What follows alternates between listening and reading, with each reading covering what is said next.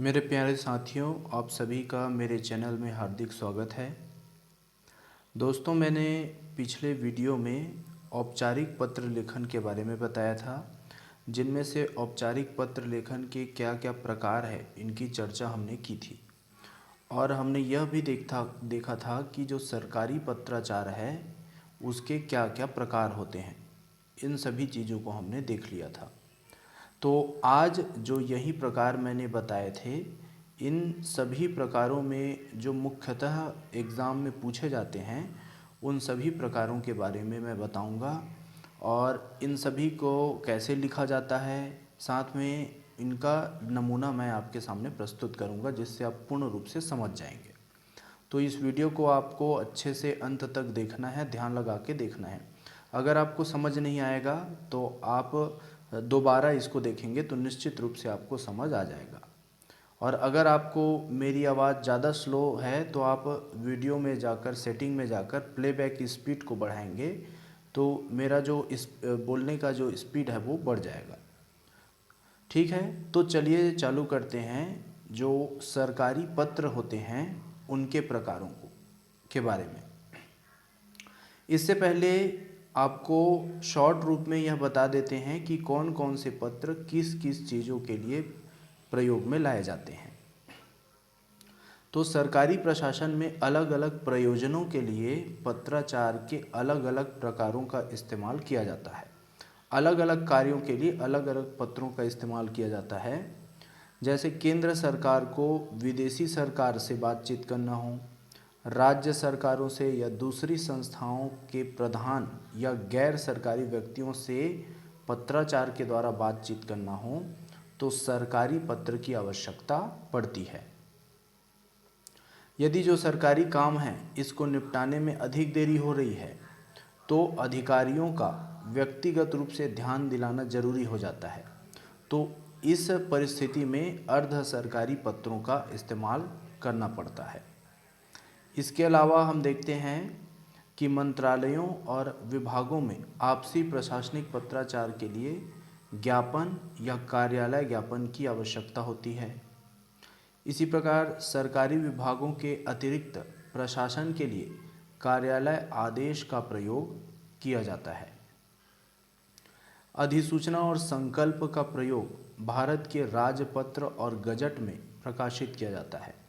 तो राजपत्र या गजट में किसको प्रकाशित किया जाता है? अधिसूचना और संकल्प, ये आपको ध्यान रखना है। अधिसूचना का प्रयोग किस रूप में होता है? संवैधानिक नियमों और आदेशों की घोषणा का जो प्रकाशन किया जाता है वह अधिसूचना में किया जाता है। और संकल्प की बात करें तो नीति संबंधी सरकारी निर्णय हो गए, जांच समिति या आयोग की नियुक्ति हो गई, तो इन सभी की जो सार्वजनिक घोषणा संकल्प के माध्यम से की जाती है।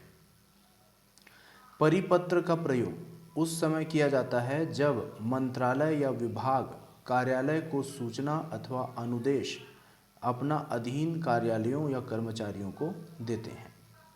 तो इसका प्रयोग उक्त कार्यालय या मंत्रालय तक ही सीमित होता है। उसी तरह पृष्ठांकन की बात करें तो पृष्ठांकन का प्रयोग तब होता है जब पत्र की प्रतिलिपि सूचनार्थ या आवश्यक कार्यवाही आदि के लिए सूचनार्थ अधिक व्यक्तियों को भेजने की जरूरत होती है। उसी तरह प्रेस विज्ञप्ति को देखो तो प्रेस विज्ञप्ति द्वारा किसी सूचना के व्यापक प्रचार के लिए उसे समाचार पत्रों में प्रकाशित कराया जाता है। तो ये किसके माध्यम से कराया जाता है? प्रेस विज्ञप्ति के माध्यम से कराया जाता है। तो इस तरह से हमने लगभग जो आईएमपी पत्र हैं जो सरकारी पत्राचार के अंतर्गत आते हैं इनके बारे में जो मुख्य बातें थी वो जान ली। अब इस वीडियो लेक्चर में मैं आप सभी को कार्यालय ज्ञापन, कार्यालय आदेश और परिपत्र इनके बारे में पूरी जानकारी दूंगा, और साथ में इनका प्रयोग कब क्या किया जाता है और किस तरह से इन्हें लिखा जाता है, इनके नियम क्या है, इन सभी चीज़ों को मैं आपके सामने साझा करूंगा, जो विचार हैं उनको। तो चलिए शुरू करते हैं कार्यालय ज्ञापन और कार्यालय आदेश से। तो कार्यालय ज्ञापन और कार्यालय आदेश से हम शुरू करते हैं। तो इसको मैंने दोनों को एक साथ लिया है क्योंकि इनको लेने का मुख्य कारण यह है कि ये जो दोनों जो पत्र होते हैं, पत्राचार होते हैं, ये दोनों प्रकार के, इनकी जो बनावट होती है वह लगभग एक समान होती है। तो इसके जो बनावट है इसको जानने से पहले कार्यालय ज्ञापन क्या है, क्या कार्यालय आदेश क्या है, इनको हम डिटेल में जान लेंगे। उसके बाद हम इनके जो बनावट है उस पर ध्यान देंगे। तो कार्यालय ज्ञापन क्या होता है इसको देखते हैं। कार्यालय ज्ञापन का प्रयोग विभागों के बीच आपसी पत्राचार के लिए होता है। तो अलग अलग जैसे विभाग हैं, तो एक विभाग दूसरे विभाग से बातचीत करना चाहता है तो पत्राचार के माध्यम से करता है, तो उसी को क्या बोलते हैं, कार्यालय ज्ञापन। इसमें अपने अधीनस्थ कर्मचारियों को सूचनार्थ लिखा जाता है और इसकी भाषा आदेशात्मक नहीं होती है। इसकी भाषा जो होती है वो आदेशात्मक नहीं होती। यह जो कार्यालय ज्ञापन पत्र है इसमें ऊपर संख्या तथा विभाग का नाम लिखा होता है और इसमें संबोधन ये सभी चीज़ें नहीं होती। तो इन सभी को हम देखेंगे। इसके अंत में प्रेषक अधिकारी के हस्ताक्षर होते हैं तथा पद नाम लिखा जाता है। कार्यालय ज्ञापन के उपयोग के क्षेत्र देख लेते हैं। तो कार्यालय ज्ञापन के प्रयोग के क्षेत्र कहाँ कहाँ प्रयोग में लाया जाता है। तो कार्यालय ज्ञापन का प्रयोग भारत सरकार के मंत्रालयों और विभागों के आपसी पत्राचार के लिए किया जाता है। विभाग कार्यालय ज्ञापन का प्रयोग अपने कर्मचारियों से सूचना मांगने के लिए, उन्हें सूचना देने के लिए करते हैं। और कार्यालय ज्ञापन का प्रयोग संबद्ध और अधीनस्थ कार्यालयों के साथ पत्र व्यवहार के लिए भी किया जा सकता है। तो इस तरह से हमने कार्यालय ज्ञापन को देख लिया। अब हम देखते हैं कार्यालय आदेश। तो जो कार्यालय आदेश है वह किसी कार्यालय के कर्मचारियों के लिए, जो हमने देखा कार्यालय ज्ञापन, वो एक कार्यालय से दूसरे कार्यालय में पत्राचार करने के लिए, बातचीत करने के लिए उपयोग किया जाता है। लेकिन जो कार्यालय आदेश है वह एक ही कार्यालय में उपस्थित विभिन्न प्रकार के जो कर्मचारी हैं इनके लिए कार्यालय आदेश का प्रयोग किया जाता है। तो कार्यालय आदेश में देखते हैं कि एक ही कार्यालय में स्थित कार्यालय के कर्मचारियों के लिए समय समय पर निकाले गए आदेशों की सूचना को क्या बोलते हैं, कार्यालय आदेश। इसके अंतर्गत क्या क्या चीज़ें शामिल होती है, जैसे नियुक्ति है, छुट्टी की स्वीकृति हो गई, या किसी कर्मचारी को चेतावनी देने हेतु पद वृद्धि आदि की सूचनाएं कार्यालय आदेश के माध्यम से दिया जाता है। और इस प्रकार के पत्रों की रचना सरल होती है। कार्यालय आदेश के प्रयोग क्षेत्र को देख लेते हैं। तो कार्यालय आदेश का प्रयोग सामान्य रूप से आंतरिक प्रशासन संबंधी हिदायतें जारी करने के लिए किया जाता है। इसके अंतर्गत निम्नलिखित विषय आते हैं, जैसे कर्मचारियों की नियमित छुट्टी की मंजूरी, अधिकारियों, कर्मचारियों तथा अनुभागों में काम का बंटवारा, या कर्मचारियों का एक अनुभाग से दूसरे अनुभाग में स्थानांतरण करना। तो इन सभी चीज़ों के लिए कार्यालय आदेश को प्रयोग में लाया जाता है। अब साथियों हम देखेंगे कार्यालय ज्ञापन और कार्यालय आदेश की बनावट कैसे होती है, इसको किस प्रकार से लिखा जाता है और इन दोनों में क्या मुख्य मुख्य अंतर पाए जाते हैं, इनको हम डिटेल में देखेंगे। तो जो कार्यालय ज्ञापन है और कार्यालय आदेश है, इसकी चर्चा हम साथ साथ कर रहे हैं क्योंकि इनके बाहरी रूप में काफ़ी समानता है, किंतु इसके प्रयोग क्षेत्र बिल्कुल अलग अलग है। बाहरी रूप से ये क्या है, समान दिखते हैं बनावट की दृष्टि से, लेकिन प्रयोग क्षेत्र बिल्कुल अलग है। जैसा कि आपने ऊपर देखा, तो मोटे तौर पर जबकि हम देखते हैं कि कार्यालय आदेश का प्रयोग कार्यालयों के आंतरिक प्रशासन संबंधी पत्राचार के लिए किया जाता है, और हम देखते हैं कार्यालय आदेश का प्रयोग एक ही कार्यालय के आंतरिक प्रशासन संबंधी के पत्राचार में होता है, और जो कार्यालय ज्ञापन है इसका प्रयोग अलग अलग कार्यालयों में पत्राचार से होता है बात करने के लिए। तो दोनों पत्रों के प्रयोग के क्षेत्रों में संबंध में विचार करने से पहले जो विचार हम कर चुके हैं, इसकी बाहरी रूपरेखा के विभिन्न चरणों पर विचार करते हैं।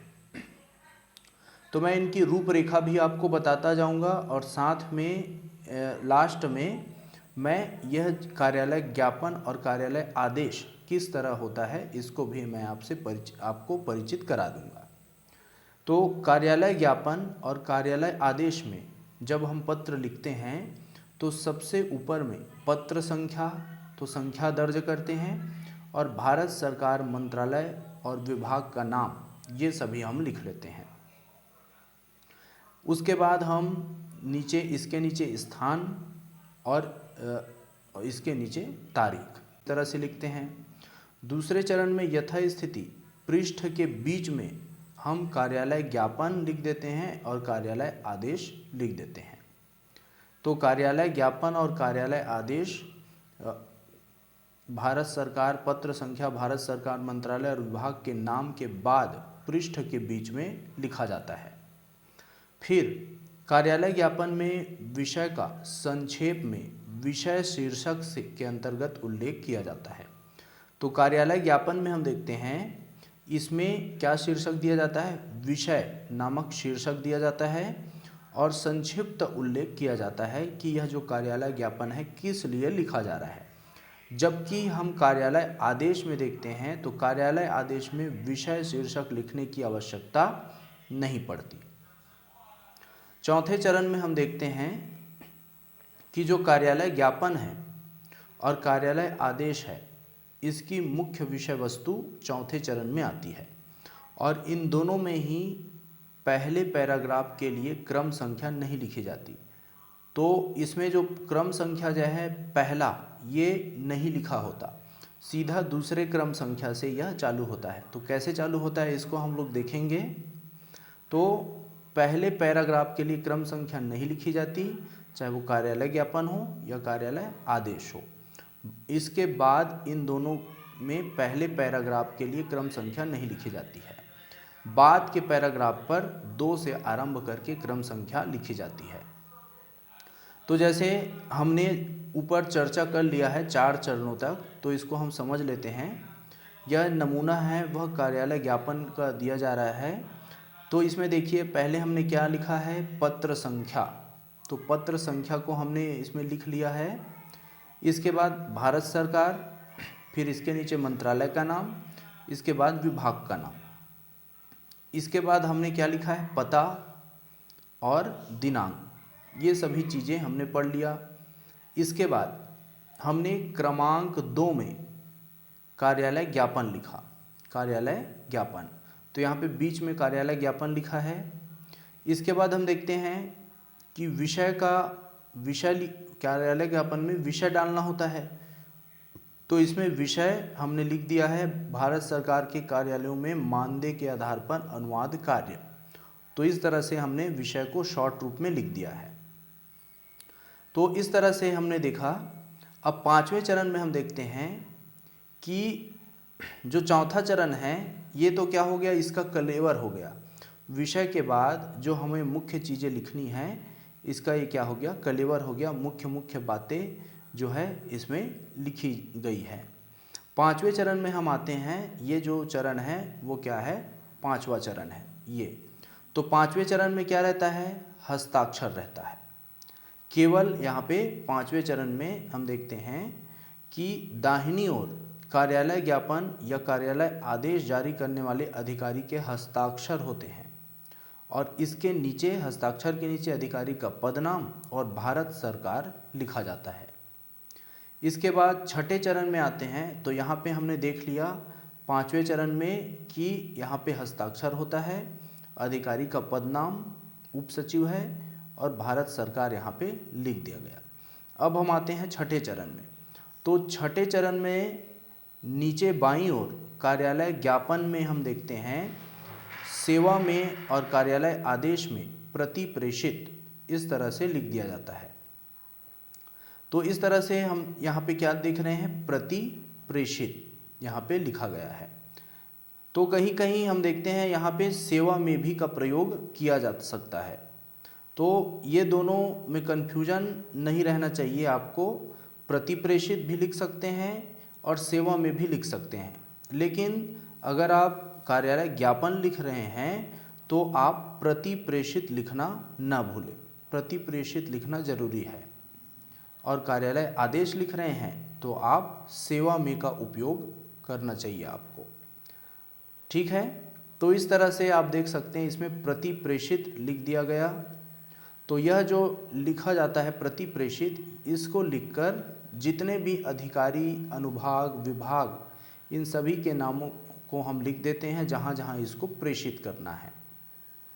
तो कभी कभी प्रति प्रेषित के स्थान पर सेवा में भी हम लिख सकते हैं। कार्यालय ज्ञापन और कार्यालय आदेश में अन्य पुरुष का प्रयोग किया जाना चाहिए। लिखने के लिए इनके जो मूल कलेवर है, इन सभी को लिखने के लिए अन्य पुरुष अर्थात वह और वे, इन शब्द का प्रयोग करना चाहिए। और इन दोनों ही पत्राचार प्रकारों की जो भाषा है वो व्यक्ति निरपेक्ष होती है, अर्थात कर्ता के कर्तृवाचक वाक्य या वाच्य नहीं होना चाहिए, कर्ता से संबंधित वाक्य नहीं होना चाहिए। ये प्रायः इनकी जो वाक्य रचना है वो किस तरह की होनी चाहिए, कर्मवाच्य में किया जाना चाहिए। अब कर्मवाच्य में कैसी रचना आती है, जो कर्म के द्वारा, कर्म से प्रभावित रहती है, ऐसी रचना। तो इसके हम उदाहरण देख लेते हैं जिससे आपको समझ में आ जाएगा कि कैसे कर्मवाच्य में रचना की जाती है, कैसे कर्मवाच्य में होता है। तो यहाँ पे कर्मवाच्य का उदाहरण दिया जा रहा है कि राजपत्रित अर्जित छुट्टी जोड़ने की अनुमति दी जाती है। तो यहाँ पे कर्मवाच्य आ रहा है। अर्जित छुट्टी से लौटने के बाद श्री राम नारायण सहायक को प्रशासन अनुभाग में तैनात किया जाता है। श्री मोहन लाल को स्थानापन्न रूप से अनुविभाग अधिकारी नियुक्त किया जाता है। तो यहाँ पे कर्मवाच्य का प्रयोग किया जा रहा है, न कि कर्तृवाच्य का। उसी तरह अन्य उदाहरण, मसौदा मूल रूप से हिंदी में तैयार किया जाए तो तैयार किया जाए। टिप्पणी लिखने और पत्र लिखने में सरल हिंदी का प्रयोग किया जाना चाहिए। तो इस तरह से हम देखते हैं कि इसमें कर्तृवाचक वाक्य का प्रयोग न करके कर्मवाच्य का प्रयोग यहाँ पे किया गया है। तो एक बार फिर से देख लीजिए, यह जो कार्यालय जो ज्ञापन है इसको हम फिर से देख लेते हैं। जो कार्यालय ज्ञापन है उसमें सबसे पहले आपको पत्र संख्या लिखना है। इसके बाद भारत सरकार, गृह मंत्रालय, मंत्रालय का नाम हो गया, और राजभाषा विभाग, विभाग का नाम हो गया। यहाँ पे आप कहाँ से लिख रहे हैं उसको स्थान का नाम, और यहाँ पे क्या हो गया, दिनांक लिख दिए। उसके बाद यहाँ पर कार्यालय ज्ञापन आपको बीच में लिखना है, और विषय में आप जिस विषय में लिख रहे हैं उसको डालना है, और यहाँ पास जो भी आप कलेवर में डालना चाहते हैं यह डाल सकते हैं। इसके बाद कलेवर पूरा हो जाने पर आप केवल हस्ताक्षर करेंगे। इसमें केवल हस्ताक्षर होता है, जो हस्ताक्षर करने वाला व्यक्ति है उसका नाम नहीं होता, चाहे कार्यालय आदेश हो चाहे कार्यालय ज्ञापन हो। तो इसमें केवल हस्ताक्षर रहेगा, उसका पद नाम रहेगा और भारत सरकार लिखा रहेगा। और जिन जिन विभाग को प्रति प्रेषित की जा रही है, यह जो कार्यालय ज्ञापन है उसकी प्रति फोटोकॉपी प्रेषित की जा रही है, इसको हम प्रति प्रेषित लिख देते हैं। तो कहाँ कहाँ, भारत सरकार के सभी मंत्रालय विभाग में, भारत सरकार के नियंत्रण महालेखा परीक्षक के कार्यालय, तो जितने भी विभाग में इसको भेजे जाएंगे यहाँ पे हम क्रमांक डालकर उनको लिख देंगे। तो दोस्तों इस तरह से कार्यालय ज्ञापन की जो रचना होती है वह होती है। अब हम देखते हैं कार्यालय आदेश का नमूना। तो कार्यालय आदेश में भी उसी प्रकार का फॉर्मेट रहता है। सबसे पहले यहाँ पे पत्र संख्या रहती है, भारत सरकार, केंद्रीय हिंदी निदेशालय, नई दिल्ली, स्थान का नाम, और यहाँ पे डेट डाल दिया गया। यहाँ पे कार्यालय आदेश लिखा गया, और विषय नहीं लिखा जाना चाहिए यहाँ पे, क्योंकि विषय का प्रयोग यहाँ पे नहीं होता है, तो इसलिए विषय नहीं लिखा जाना चाहिए। तो यहाँ पे विषय नहीं डालेंगे हम, सीधे सीधे हम इसके कलेवर को लिख देते हैं। कि इस कार्यालय में सर्वश्री राजेश शर्मा, दिनेश गुप्ता और विमल मेहता सहायक सचिवालय प्रशिक्षण संस्थान रामकृष्णपुरम नई दिल्ली में 3 महीने का प्रशिक्षण करके लौट आए हैं और उन्हें क्रमशः तकनीकी एकक, प्रशासन अनुभाग और लेखा अनुभाग में तैनात किया जाता है। तो इस तरह से जो कार्यालय आदेश रहता है दोस्तों, ये क्या रहता है, आदेशात्मक रहता है। आदेश से हम समझ सकते हैं ये किस प्रकार का रहता है, आदेशात्मक प्रकार का रहता है, लेकिन कार्यालय ज्ञापन आदेशात्मक प्रकार का नहीं रहता। तो इस तरह से यहाँ पे लिख दिया, और जैसे ज्ञापन में हमने देखा था उसी प्रकार यहाँ पे सिग्नेचर, इनके पद का नाम और जो भी प्रशासन है उसका नाम, और यहाँ पे प्रति प्रेषित, या हम इसमें क्या लिख सकते हैं, सेवा में का प्रयोग भी कर सकते हैं। तो जिनको जिनको यह प्रति प्रेषित की जा रही है आदेश की प्रति, उसको हम क्या है, क्रमांक डाल के लिख देते हैं। तो इस तरह से हमने देख लिया कार्यालय आदेश। आप चाहे तो इसका स्क्रीनशॉट भी ले सकते हैं। इसके बाद हम चलते हैं परिपत्र में। तो दोस्तों कार्यालय आदेश और कार्यालय ज्ञापन को हमने देख लिया। अब हम देखते हैं परिपत्र क्या होता है। तो परिपत्र भी सरकारी जो पत्राचार है उसके अंतर्गत आता है। तो परिपत्र को देख लेते हैं कि जब कोई सरकारी पत्र, कार्यालय ज्ञापन या ज्ञापन एक साथ अनेक प्रेषितियों, प्रेषिति का मतलब है पाने वाला, जिसको हम भेज रहे हैं क्या बोला जाता है, प्रेषिति। तो जो पाने वाला है उसको क्या बोलते हैं, प्रेषिति। तो एक साथ अनेक प्रेषितियों को जब प्रेषित किया जाता है कोई पत्र, तो उसे क्या बोला जाता है, परिपत्र कहते हैं। और यह जो अनेक प्रेषितियों को प्रेषित किया जाता है वह क्या है, सरकारी पत्र है। और ये क्या है, कार्यालय ज्ञापन के रूप में, ज्ञापन के रूप में या सरकारी पत्र के रूप में भी हो सकता है। तो यह स्पष्ट है कि आवश्यकतानुसार परिपत्र, सरकारी पत्र, ज्ञापन या कार्यालय ज्ञापन तीनों रूपों में लिखा जाता है। यदि सभी राज्य सरकारों को कोई एक सरकारी पत्र भेजा गया तो उसे हम परिपत्र कहेंगे, क्योंकि परिपत्र क्या चीज़ है, जिसको सर्कुलर कहते हैं। तो इसको हम क्या कहते हैं, सर्कुलेट करते हैं। एक जो पत्र है उसको अनेक लोगों को भेजते हैं। तो एक जो पत्र है उसको सभी राज्य सरकार को भेजा जा रहा है, इसी कारण ये क्या कहलाएगा, परिपत्र कहलाएगा। तो आपको समझ आ रहा होगा। उसी प्रकार तो किसी भी प्रकार का सरकारी पत्र हो, अगर अनेक लोगों या अनेक मंत्रालय में भेजा जा रहा है तो उसको हम क्या बोलेंगे, परिपत्र। यदि कोई कार्यालय ज्ञापन के फॉर्मेट में है और भारत सरकार के सभी मंत्रालय को भेजा जा रहा है तो वह भी परिपत्र ही कहा जाएगा। इसी प्रकार यदि कोई ज्ञापन किसी मंत्रालय के अनुभागों, अधिकारियों या संलग्न और अधीनस्थ कार्यालय के नाम से भेजा जा रहा हो तो वह भी परिपत्र ही कहलाएगा। तो इस तरह से हमने जान लिया कि कोई जो सरकारी पत्र है, अगर हम उसको अनेक विभागों या अनेक अधिकारियों के पास भेजें तो वह परिपत्र कहलाता है। अब देख लेते हैं कि परिपत्र की रचना कैसे होती है। तो परिपत्र की रचना आवश्यकतानुसार सरकारी पत्र या ज्ञापन के समान होता है। तो ज्ञापन के रूप को आपने देखा, ज्ञापन कैसे लिखा जाता है। तो ज्ञापन लिखते समय कलेवर के ऊपर ज्ञापन न लिखकर हम क्या लिखते हैं, परिपत्र लिखते हैं। तो परिपत्र के नमूने को हम देख सकते हैं कि परिपत्र इस प्रकार का होता है। तो आप इसका स्क्रीनशॉट ले सकते हैं। अब देखिए, परिपत्र का जो मुख्य उद्देश्य होता है वह सूचना देना होता है। अतः इसमें प्रेषक, संदर्भ, संबोधन और स्वनिर्देश के रूप में कोई शब्द नहीं होता।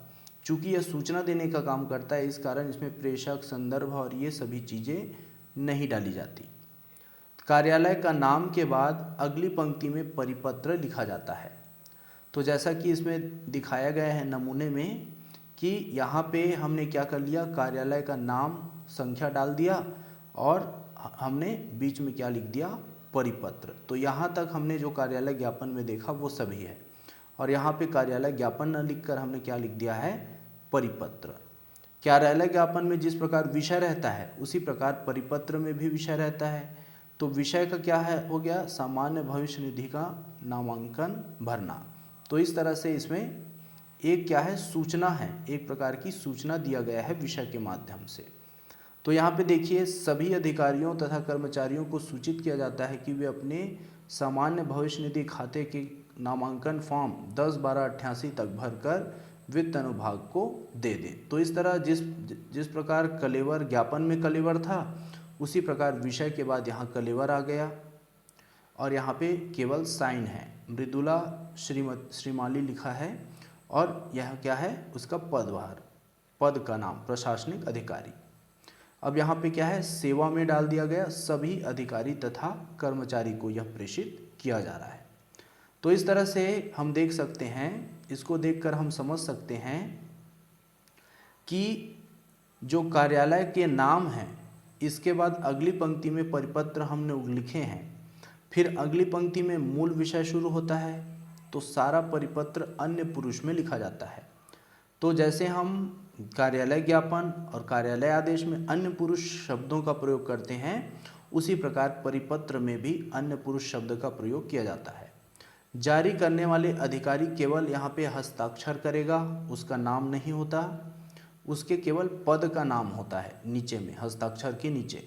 तो हस्ताक्षर के बाईं ओर सेवा में लिखते हैं, हस्ताक्षर के बाईं ओर हम क्या लिखते हैं, सेवा में, और तथा जिन जिन अधिकारियों को भेजना होता है उसका हम चाहे तो हम नाम लिख सकते हैं, और अगर सभी अधिकारियों को भेजना हो तो हम लिख सकते हैं सभी अधिकारी तथा कर्मचारी, ऐसे करके हम इसमें लिख सकते हैं, या फिर उनका नाम भी हम अंकित कर सकते हैं। ठीक है, तो इस तरह से आपने परिपत्र के बारे में जान लिया कि जो परिपत्र है वह क्या है, सभी जो एक प्रकार की सूचना होती है उसको हम सभी अधिकारी कर्मचारियों या अलग अलग विभागों में भी भेज सकते हैं। तो दोस्तों आज के लिए इतना ही। तो इस भाग में हमने कार्यालय ज्ञापन, कार्यालय आदेश और परिपत्र के बारे में पूर्ण रूप से जान लिया। आशा है आपको अच्छे से इन सभी के बारे में समझ आ गया होगा। नेक्स्ट वीडियो में हम जितने भी और सरकारी पत्र हैं जो परीक्षा की दृष्टि से महत्वपूर्ण हैं, इन पर चर्चा करेंगे। तो आज के लिए इतना ही, धन्यवाद।